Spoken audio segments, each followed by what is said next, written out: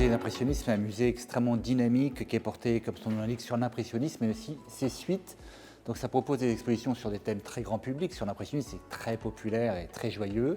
Et à la fois, on essaie de prolonger la discussion artistique autour de l'art contemporain, avec un axe fort au musée sur la nature. On a un jardin extraordinaire, on est au plein cœur du village de Giverny. Et donc le musée il propose 2 à 3 expositions par an portées sur l'impressionnisme et l'art contemporain, avec toute une programmation culturelle qui permet d'inviter un public jeune, dynamique, autre, qui fréquente les musées. Et donc on fait à la fois des conférences, des colloques, mais aussi des soirées électro, de la danse, des concerts avec l'Opéra de Rouen.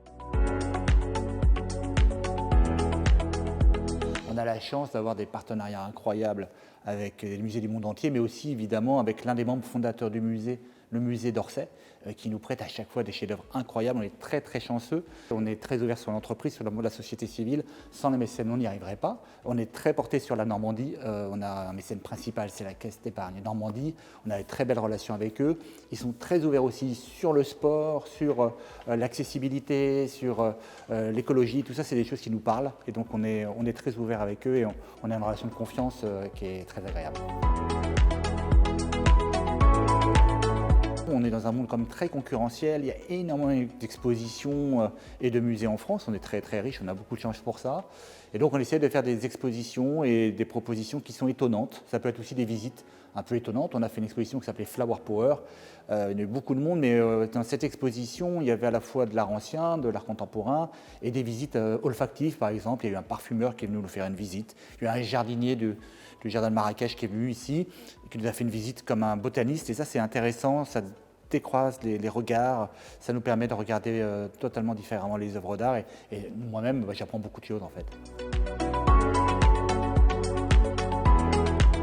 On a beaucoup de travaux à mener. D'abord, il faut rénover les salles, il faut s'occuper du jardin, c'est un travail 7 jours sur 7. Et puis là, on est actuellement dans une phase de préparation d'un nouveau restaurant au musée, c'est des travaux importants. Ça sera le chef David Gallienne qui va en prendre la main. Donc il y a une nouvelle brasserie, un nouveau restaurant qui va ouvrir, ça c'est un vrai événement. 2024 c'est exceptionnel pour l'art, c'est les 150 ans de l'impressionnisme. Donc il y a beaucoup de musées qui font des expositions. Nous on va faire une exposition sur l'impressionnisme et la mer, avec des chefs-d'œuvre absolus qui viennent à la fois d'Orsay, mais aussi des États-Unis ou d'Oslo, et beaucoup de musées normands qui nous ont aidés, à la fois des œuvres très connues de Claude Monet, Courbet ou Boudin, puis des pépites méconnues comme Kals ou Mofra, et on va découvrir des œuvres incroyables. Et la deuxième partie de saison, ça sera consacré à un artiste qui s'appelle Hiramal Sureji, qui est un maître japonais du Nihonga, de la peinture traditionnelle japonaise. Il va nous offrir 15 paravents, ça va investir totalement le musée. 15 ans, le musée d'impressionnisme, je pense qu'il aura eu une extension. Il aura eu plusieurs salles pour accueillir de manière pérenne la collection. On a une collection permanente d'environ 300 œuvres. Le public ne le voit que l'été. Donc pour nous, c'est très important. Et puis peut-être de nouveaux espaces de médiation, notamment pour les jeunes publics.